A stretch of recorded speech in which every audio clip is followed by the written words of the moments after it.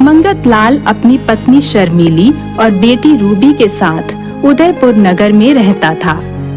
पेशे से वो एक जमींदार था, लेकिन वो बहुत ही कंजूस और लालची किस्म का इंसान था। उसे पैसे और धन से कभी संतुष्टि नहीं होती थी। वो हर वक्त लोगों से ठगी करके धन जुटाने में लगा रहता था। एक दिन शर्मीली ने उससे कहा, अजी सुनते हो, कुछ पैसे और गहने दे दो, मुझे अपनी भतीजी की शादी में जाना है। क्या तुम हर वक्त मेरे पैसे उड़ाने में लगी रहती हो? हैं? तुम्हें समझ नहीं आता मैं कितनी मेहनत से पैसे कमाता हूँ? हैं? हाँ, मैं जानती हूँ कितनी मेहनत से कमाते हो, पर मुझे कुछ पैसे दे दो ना। मन ही मन सोचते हुए बोली, सबसे लूटते जो रहते हो। नहीं नहीं, मेरे पास कोई पैसे नहीं है, तुम मत जाओ किसी शादी वादी में। शर्मीली के बहुत बोलने पर भी मंगत लाल उसको पैसे नहीं देता और डांट कर उसे शादी में जाने से मना कर देता है। उसके बाद वो घर से ठगी करने निकल जाता है। उसके पास हमेशा एक तोता रहता था। इस तोते के भी बहुत खर्चे बढ़ रहे हैं, सिर्फ दिन भर खाता ही रहता है, कोई काम का तो है नहीं। इसको किसी काम में लगाता हूँ। तभी उसे रास्ते में बिरजू डाकिया बैंक से पैसे लेकर आता हुआ दिखता है। ये देखकर मंगत लाल ठगी की एक तरकीब सोचता है और जोर से बोलता है, तोते जा और बस स्टैंड पर बस वाले को रोक कर रखना, कहना मैं आ रहा हूँ बस थोड़ी देर में। मंगत लाल के ऐसा कहने पर तोता बस स्टैंड की तरफ उड़ जाता है। ये देखकर बिरजू को लगता है कि सच में ये तोता अपने मालिक का कहा मान रहा है। वाह भाई साहब, क्या ये तोता सच में तुम्हारा कहा मानता है? हाँ, ये मेरा दुलारा और आज्ञाकारी तोता है। ये तो मेरे बहुत काम का है, मैं साइकिल चला चला कर थक जाता हूँ, ये मेरा काम आसान कर देगा। आप क्या सोच रहे हैं? ये तोता खरीदने की कोशिश भी मत करना, क्योंकि ये मैं कभी नहीं दूंगा। ये मेरे बहुत काम का तोता है। ओ भाई, ये तोता प्लीज मुझे दे दो ना, मैं तुमको इसका सही दाम दूंगा। मंगत लाल साफ मना कर देता है। इससे बिरजू को और भी यकीन हो जाता है कि ये तोता सच में बहुत काम का होगा, इसलिए मंगत लाल नहीं देना चाहता है। फिर वो उसे थोड़ा ज्यादा पैसे देने को कहता है। भाई, मुझसे तुम इसके 200 रुपए ले लो और ये मुझे दे दो। नहीं भाई, इतना कीमती तोता 200 में तो बिल्कुल नहीं दूंगा। अरे भाई प्लीज मुझे दे दो ना। अच्छा तुम बताओ, तुम्हें कितने चाहिए? कम से कम 1000 रुपए, हालांकि ये भी कम ही है, लेकिन मैं मान जाऊंगा। मंगत लाल के 1000 रुपए मांगने पर बिरजू थोड़ा सोचता है, लेकिन फिर तोते की काबिलियत को देखकर मान जाता है। ठीक है भाई, अब तोता मुझे दे दो, ये मेरा कहा मानेगा ना? हाँ, अब तक तो ये मेरा कहा मानता था, लेकिन अब मैं इसके कान में कह दे रहा हूँ कि अब से तुम इसके मालिक हो और ये मेरी नहीं सुनेगा, सिर्फ तुम्हारी मानेगा। बिरजू उस तोते को लेकर अपने घर चला जाता है और वहां जाकर उस तोते को संदेश देने भेज देता है, पर वो तोता लौट कर नहीं आता। वो सुबह से शाम तक इंतजार करता है और फिर उसे बहुत गुस्सा आने लगता है। लगता है उस आदमी ने मुझे ठग लिया। रुको, अभी उसको मैं ढूंढने जाता हूँ, फिर उसको बताऊंगा। इधर मंगत लाल फिर से किसी और को ठगने के लिए वही रास्ते से जा रहा होता है। तभी बिरजू उसे वहां मिल जाता है और कहता है, अरे भाई, तुमने मुझे ठग लिया। उस तोते को मैंने संदेश देकर भेजा तो वो वापस ही नहीं आया। तुम क्या पागलों जैसी बातें कर रहे हो? मैं तुम्हें क्यों ठगूंगा?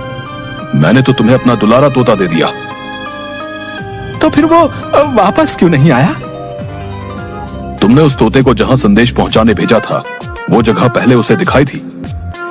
नहीं भाई, मैंने तो ऐसा नहीं किया था। तो वो वापस कहां से आएगा? तुमने तो मेरा तोता ही घुमा दिया। अब मैं क्या करूं? हे भगवान, मेरा तोता बेचारा कहां चला गया? मंगत लाल को ऐसे रोता देखकर बिरजू को उसकी बात पर यकीन हो जाता है और वो वहां से अपना उदास चेहरा लेकर चला जाता है। इधर मंगत लाल ठगी करके बहुत खुश होता है।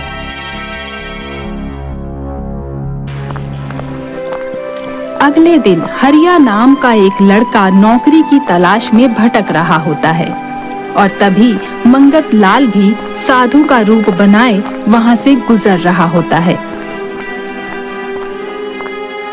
हरिया को देखकर मंगत लाल बोलता है, बालक, मैं तुम्हारी परेशानी जानता हूँ।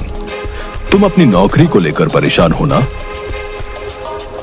लगता है ये बाबा अंतर्यामी है, मेरे बिना कुछ कहे ही मेरी परेशानी जान गए। बेटा, तुम परेशान ना हो। मेरा एक कहा मान जाओगे तो तुम्हारी सब परेशानी खत्म हो जाएगी। हरिया नौकरी को लेकर वैसे ही परेशान था, तो बाबा की कही सारी बातें उसे सही लगने लगती हैं और वो मन में सोचता है कि क्यों ना इनका कहा करके देख लूं। हाँ बाबा, बताइए, मैं जरूर करूंगा।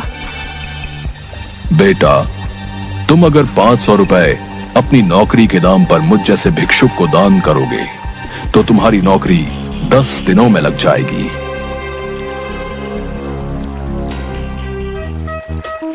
मंगत लाल के इतना कहने पर हरिया थोड़ा परेशान होता है, पर बाबा की बातें सही समझकर वो ऐसा करने के लिए तैयार हो जाता है। फॉर्म भरने के लिए घर से मिले 1000 रुपए में से 500 वो मंगत लाल को दे देता है। ये लो बाबा 500, लेकिन मेरी नौकरी तो लग जाएगी ना? हाँ बेटा, जरूर 10 दिन बाद लग जाएगी। हरिया अपने घर की तरफ निकल जाता है और मंगत लाल उससे ठगी करके बड़ा खुश होकर अपने घर चला जाता है। 10 दिन बीत जाते हैं, लेकिन हरिया की कोई नौकरी नहीं लगती। वो गली गली उस बाबा को ढूंढता है, लेकिन वो असली बाबा हो तभी तो कहीं दिखे, वो उसको कहीं नहीं मिलता। फिर एक दिन एक बिल्डर उसके गांव में आता है।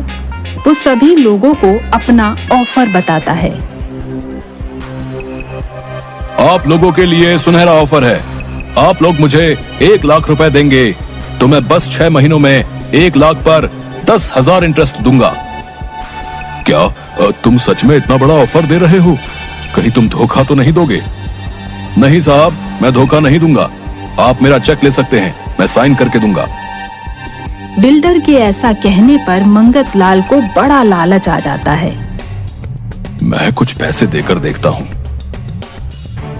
मंगत लाल बिल्डर को 5 लाख देता है। फिर जब 6 महीने बीत जाते हैं तो उसे बड़ा ही अच्छा रिटर्न मिलता है। फिर ये तरीका जानकर मंगत लाल भी दूसरे गांव में जाकर ऐसे ही लोगों से बहुत सारे पैसे इकट्ठा करके एक बैंक का चेक साइन कर लोगों को दे देता है। फिर घर आकर पैसे गिनता है। आपको इतने सारे पैसे कहाँ से मिल गए? मैं पैसे मांगती हूँ तो आप मुझे नहीं देते। अब तुम मेरे पैसे को नजर लगा रही हो, हैं? मेरी इतनी अच्छी आमदनी हो रही है, अब चलो जाओ यहाँ से। मंगत लाल अपनी पत्नी को डांट कर भगा देता है। जैसे ही लोगों को दिया हुआ समय पूरा होता है तो वो अपना बैंक खाता बंद करवा देता है। फिर वो लोग उस खाते से पैसे नहीं निकाल पाते और मंगत लाल की बहुत खोज करते हैं, लेकिन वो उन्हें नहीं मिलता।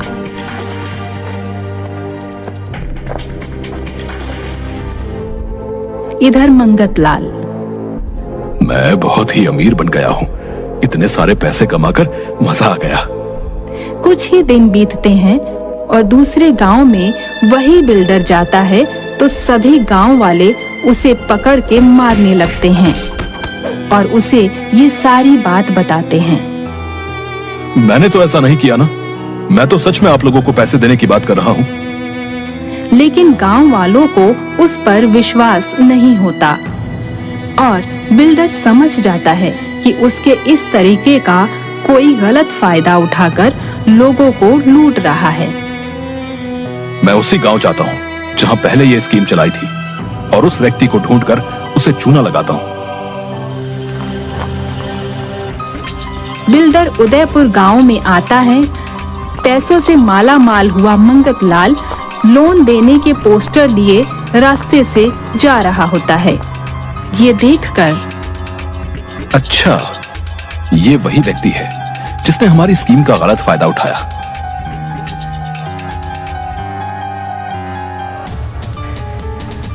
रुको सर, हम आपके लिए फिर एक नया ऑफर लाए हैं। हाँ हाँ, जल्दी बताओ क्या ऑफर लाए हो। सर, अब केवल 1 महीने में आपको 1 लाख पर 20,000 रुपए मिलेंगे। ये ऑफर बस कुछ ही दिन के लिए है। ये तो बड़ा ही अच्छा ऑफर है। रुको, मैं सारी जमीन और धन को इसमें लगा देता हूँ। कुछ ही महीनों में इतने पैसे कमाकर अपनी बेटी की अच्छे घर में शादी करूंगा और मैं बहुत अमीर भी हो जाऊंगा। मंगत लाल बहुत ही खुशी से अपने घर आता है और अपनी जमीन के सारे कागजात और रुपए ले जाकर उस बिल्डर को दे देता है और बिल्डर से चेक साइन करा लेता है। आपका इतना बड़ा इन्वेस्टमेंट करने के लिए धन्यवाद। आपको बहुत ही ज्यादा अच्छा रिटर्न मिलेगा। दिल थाम कर बैठे रहिएगा। फिर बिल्डर चला जाता है और जाकर वो बैंक खाता बंद करवा देता है। महीना बीत जाता है और इधर मंगत लाल इंतजार कर रहा होता है कि वो बिल्डर आएगा और उसे बहुत सारे पैसे देगा, लेकिन वो नहीं आता। 10 दिन और बीत जाते हैं। फिर वो बैंक के चक्कर लगाता है तो उसे पता चलता है कि ये बैंक अकाउंट बंद हो गया है। वो सर पर हाथ रखकर बैठ जाता है। हे भगवान, मैं तो लुट गया, बर्बाद हो गया। उसने मुझे ठग लिया। आज तक मैंने लोगों को ठगा और आज उसने मुझे पूरी तरह से ठग लिया।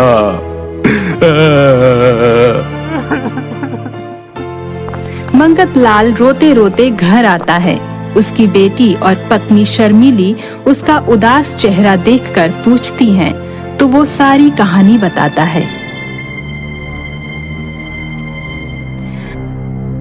बहुत ही अच्छा हुआ। आप जैसे लोगों के साथ ऐसा ही होना चाहिए। हम अब घर छोड़कर जा रहे हैं। मैं तुम्हारे साथ अब कभी नहीं रहूंगी। नहीं नहीं, मुझे अकेला छोड़कर मत जाओ। मुझे माफ कर दो। आज के बाद कभी ठगी नहीं करूंगा। मंगत लाल अपनी पत्नी और बेटी को रोकता है, लेकिन वो उसे छोड़कर चली जाती हैं। मंगत लाल को अपने किए पर बहुत पछतावा होता है और वो सोचता है कि फिर वो कभी ऐसा नहीं करेगा। सीख: हमें कभी भी किसी को धोखा देकर पैसे नहीं कमाने चाहिए।